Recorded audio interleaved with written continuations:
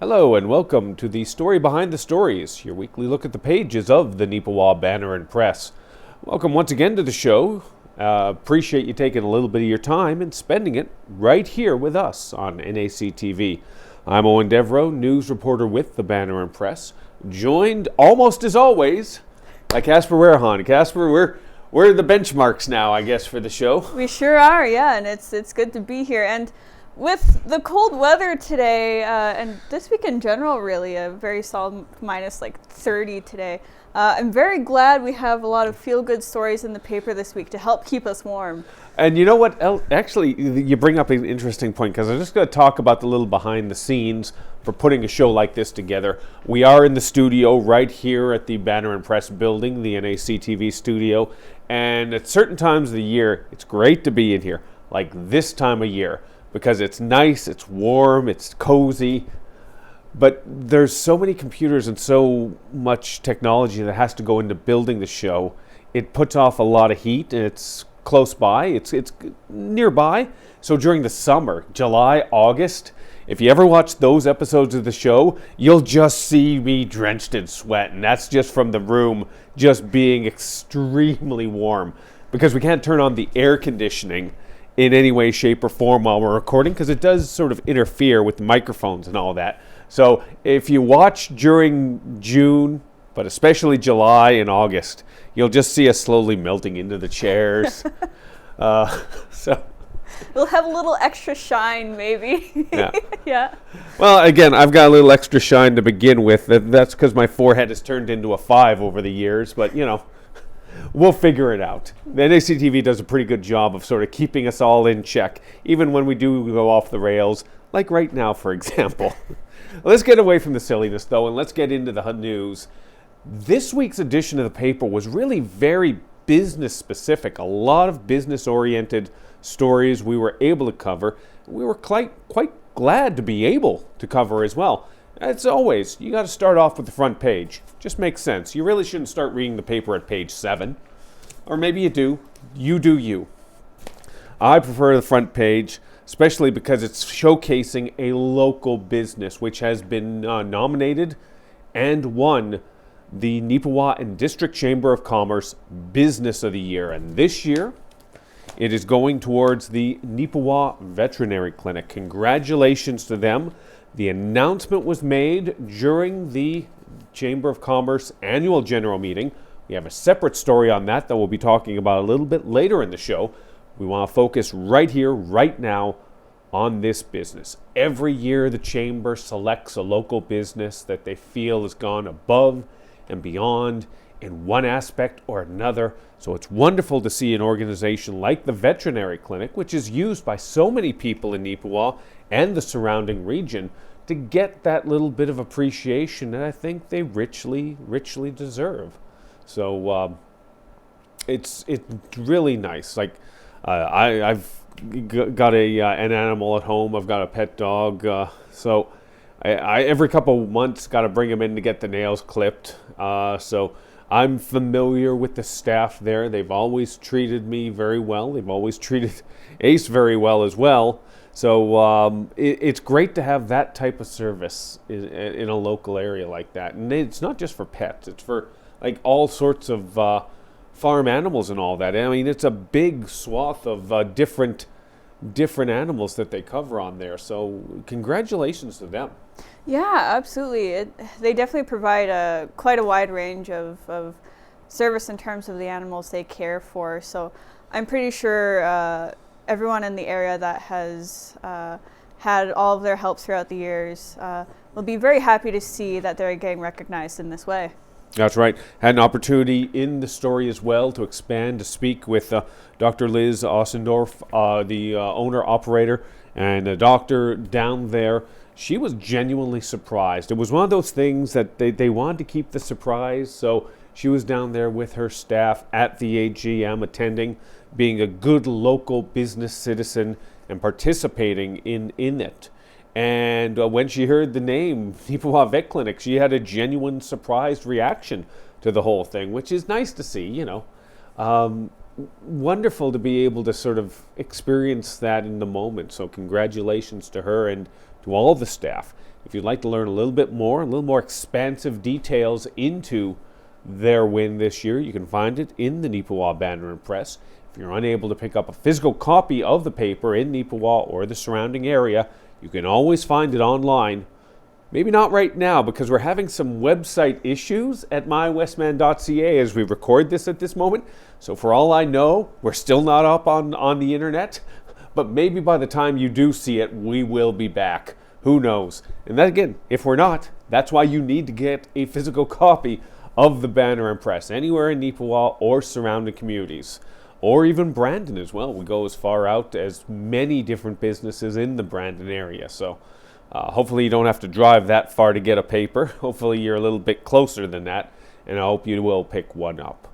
All right, let's segue into another business. We learned about this a week or so ago, and Casper, you did a tremendous job of sort of chasing down the details, because this was a real bit of cat and mouse to sort of get this done when it comes to an award for Pennos, wasn't it?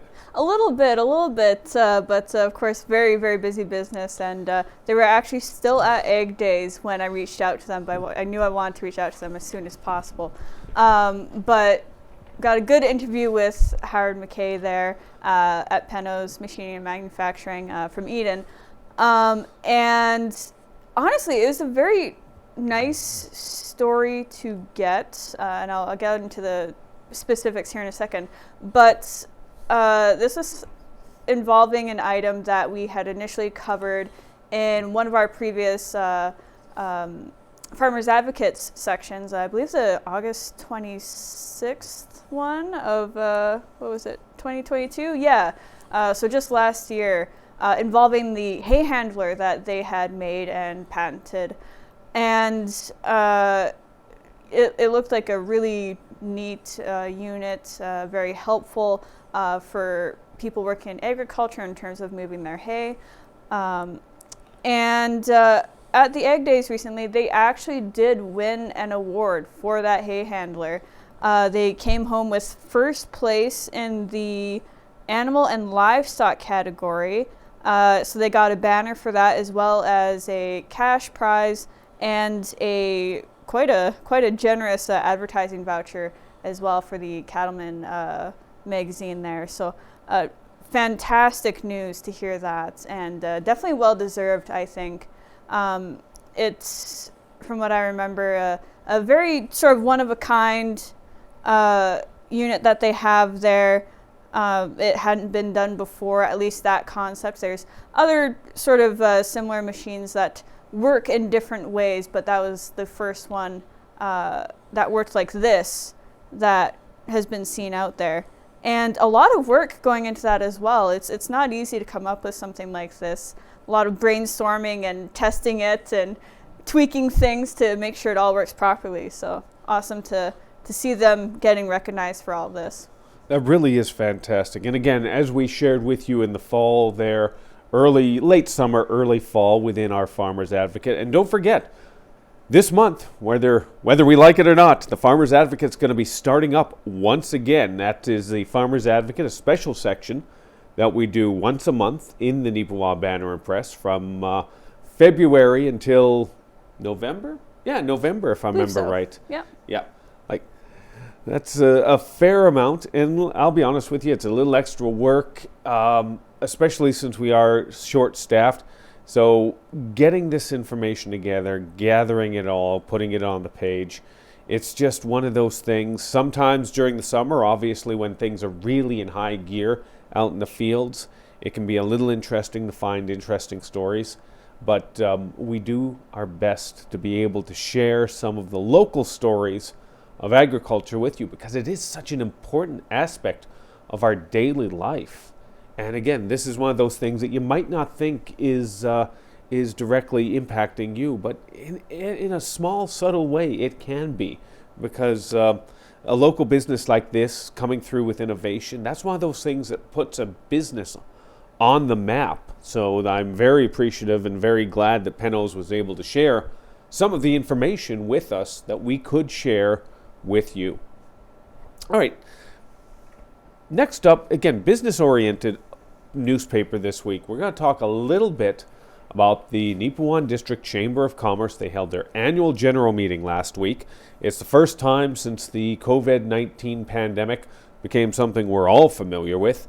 It's the first time it was actually held in person, everyone together in one building, be able to have a nice dinner, be able to share some of the experience together. They've been doing it through Zoom conferences, video conferences over the last couple of years, and I don't mind telling you, those kind of, with all due respect, those stunk. They really did. It's not the same feel. It's not the same vibe.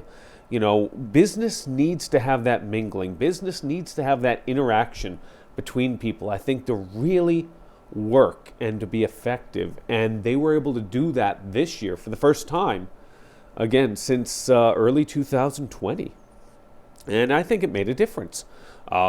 It's interesting to learn as well some of the details of what the chamber goes through. And they educate some of the businesses on some of the little behind the scenes things they do to accentuate the business in Neepawa, to make it an attractive investment to outside businesses, outside ventures that are looking at Neepawa as potential home for maybe something. And very good to be able to go and to see it all happen like it did. It occurred at the Legion Hall on Monday, 27? I want to say 27th, 29th? The last Monday of January. I'm just going to say the last Monday of January. So, like I said, it was a full house of all different business leaders from the community sharing some information and learning about what was going on. To go and correspond with that as well, for the third year in a row, it was Neepawa Tourism that was cooperating with the Chamber of Commerce to do its AGM as well at the same time, and to update the businesses on what they've been doing and trying to achieve throughout 2022.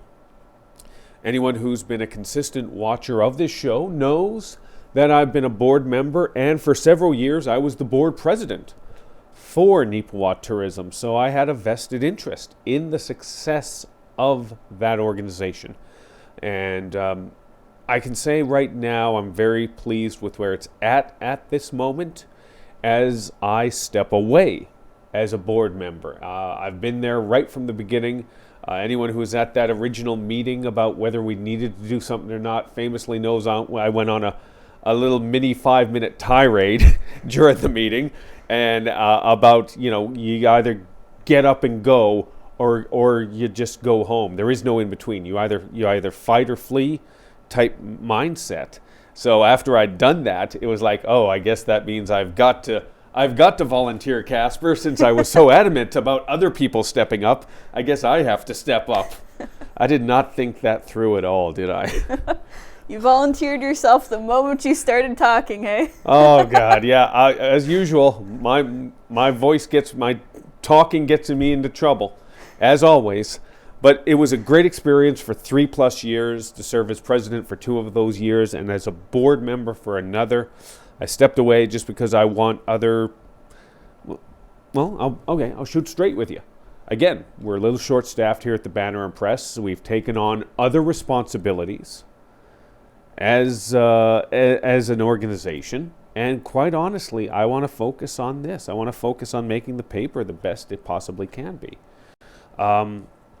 So I decided to step away from tourism for that aspect of it.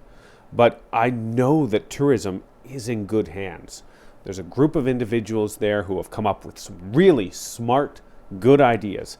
And they shared those ideas during the AGM. They talked about the Makers Market, which is starting to grow and develop.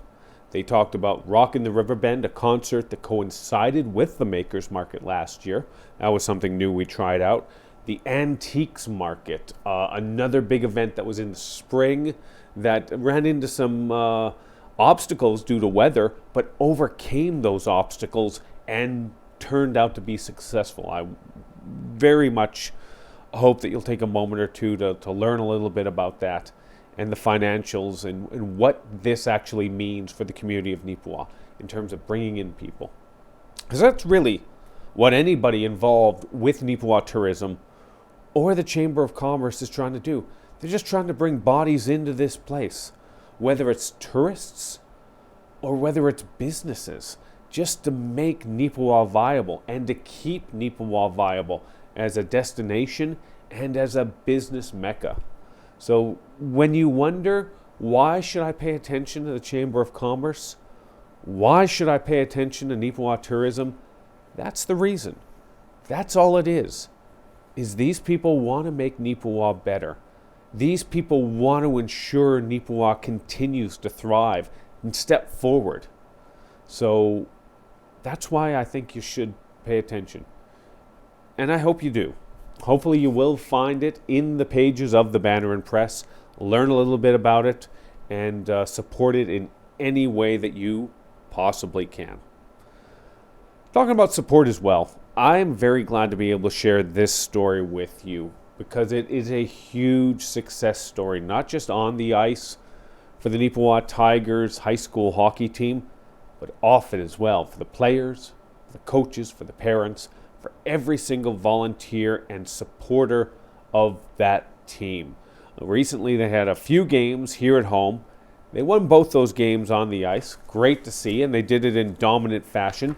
But what happened away from the ice, I think, is much more important. You can find that story on page 12 of this week's edition of the Banner Press. Tigers each year will support certain endeavors, certain groups in fundraising efforts.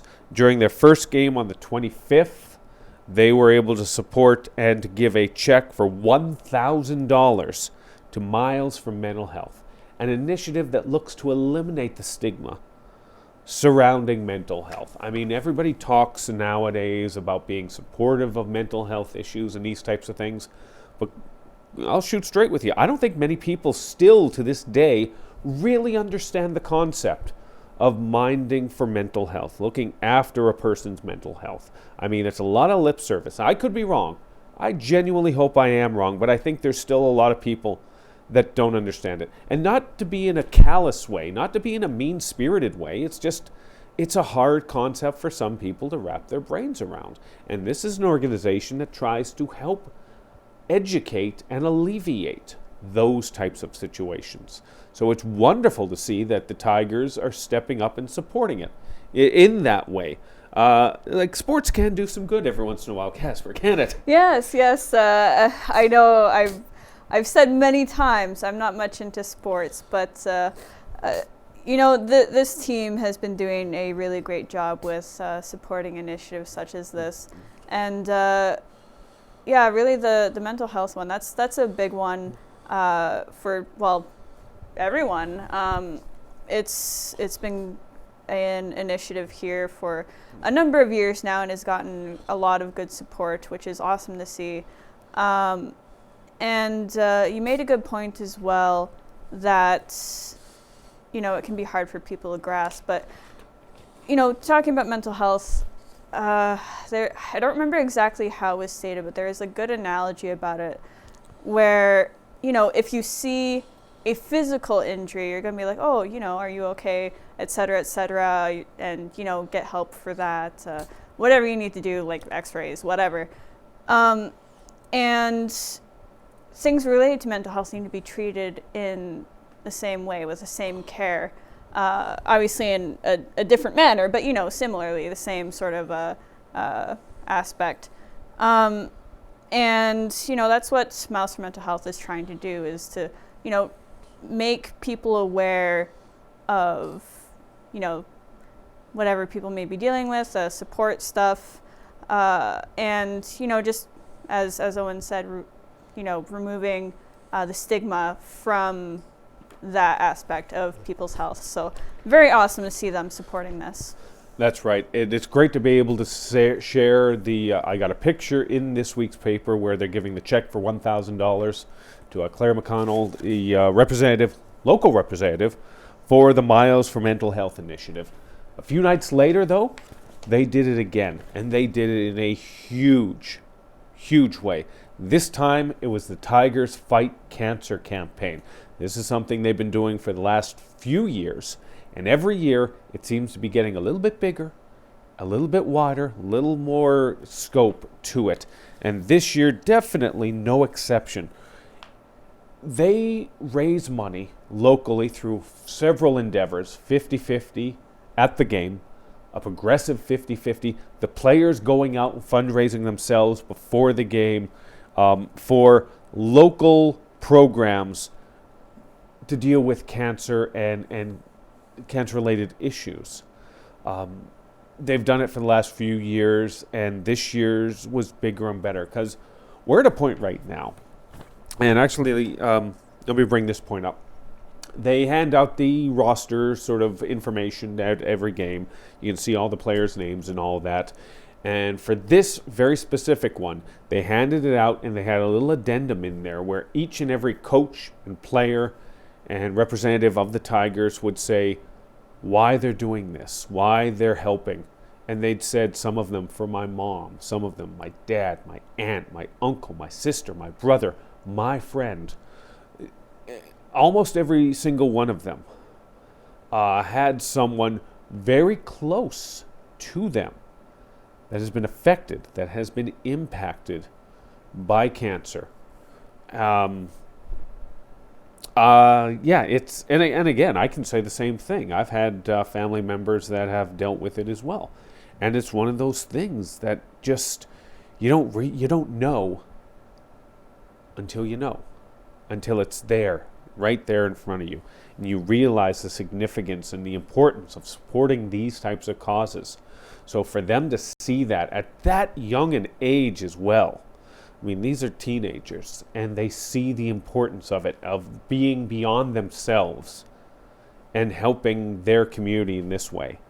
The people, their coaches, their parents, their mentors, whomever, they're teaching them right because they see and they act in a positive manner. So I hope, I got my byline on a bunch of different stories here. If you only read one, with all due respect, this is the one I hope you take a moment for. I genuinely do.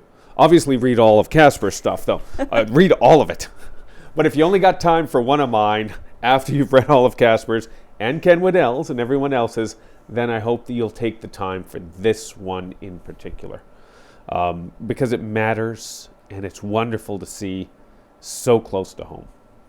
So, all right, I'm going to get off my tirade. I mean, sports can do some good, and sports can be fun as well, because there's other things in the paper this week that I hope you will look into. Much like the Tiger Hills Hockey League. I've always been an advocate for this, the Senior Hockey League for the region. I think it's great level of hockey. Neepawa Farmers are a part of that. Other regional teams, though, as well, the Gladstone Lakers and the Minnedosa Bombers within our catchment area. This story this week focuses more on the Lakers as opposed to the Farmers. They did play a game here in Neepawa and ended up winning a shootout in overtime. Lakers are having a tremendous season. The Lakers are one of the better teams consistently in the Tiger Hills Hockey League's Eastern Division. You've seen stories about them. They've been league champions as well over the years. We've covered that, and they're doing very well again this year. So hopefully any local team, whether it's Neepawa, Gladstone, or Minnedosa, is going to have success come playoff time. So check that out. I also have a story about the Neepawa Titans, the Junior A hockey team. They have a tough battle ahead of them. They have got to take on, in their final 14 games of the regular season, 11 teams from the Eastern Division in the MJHL. And a lot of tough teams, the Steinbach Pistons, the top team in the league, and a nationally ranked team, the Portage Terriers, a team we always seem to have difficulty with, and who are going to be hosting the national championship this year. So you know they're going to be good. And of course the Winkler Flyers, we just played 3 games against them. They're a top-tier team as well, and as well nationally ranked. We've got to get through some giants in this league to secure a playoff spot this year. It's going to be tough, but I'm optimistic. I hope that the Titans will be able to step up big when it matters. So other than that, there's other things you can go into, the sports stuff in there, but take a moment or two on that. Now, before we close out, I wanted to share this feature that Casper did. Casper, you did an unbelievable job. I had no idea whatsoever about the history in Neepawa of Edson Industries. Walk us a little through, first off, how did the idea of just sort of doing a story on this 70s business in Neepawa come to you? Well, it's actually been something that's been on my list for quite a while. Ken has mentioned Edson Industries off and on a couple times, not too often. And I just happened to, while I was working on Looking Back, come across an article in the old editions of the press that sort of re-sparked that and got me on the path to researching this a bit more. It was something that was very significant to Neepawa, and a learning experience for myself as well, because I actually also didn't know anything about Edson Industries before I got researching this. But it was a sort of leisure manufacturer, made campers, that sort of thing. And it meant a lot to Neepawa because it was coming in at a time that it was losing its biggest industry. We've talked about it before, I'm sure. I don't remember when, quite a while ago now. But the salt plant that used to be here, some people may even remember the giant cement stack that used to be standing, I think out near the CN property, I think. And that was a business that was employing a lot of people. So that would have dealt a great blow to Neepawa, losing that industry as it was moving to a different location, a different province, in fact, Saskatchewan. So it was a Darn big you, focus. Saskatchewan! Yeah, come on. So it was a big focus for Neepawa Development Corporation to bring in new industries, and Edson actually was one of those, and had come to be one of Neepawa's new big industries at that time. And then it got a little dicey, Owen. There was a lot of... business intrigue. Yeah, a lot of business intrigue. Because in 1973, it was employing a lot of people in Neepawa at that time to sort of help uptake what had been left by the salt plant. And then later that year, it announced that it was also going to be moving to a training center at Rivers, and there was a lot of upset about that. Darn you, Rivers! Yeah, we're shaking our You're fists at a almost lot as of bad as people. Saskatchewan.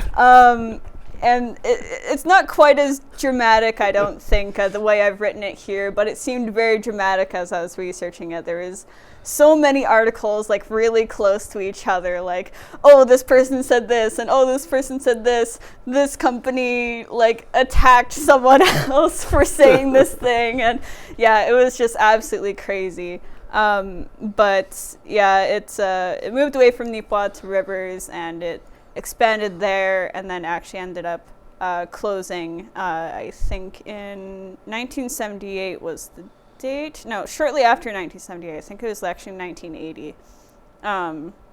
So a whole big story there. I'll save some of the details for your reading, so be sure to check out that story. That's right. You should learn a little bit about the history of Neepawa. It is so intriguing to see some of these little dynamics over the years. Very interesting to be able to learn a little bit about that. It's not just about the current and the future, but a little bit of the past never hurt to learn a little bit more about that. And you can do so in the pages of the Neepawa Banner Press. We've barely scratched the surface of what we've got in this week's edition of the paper.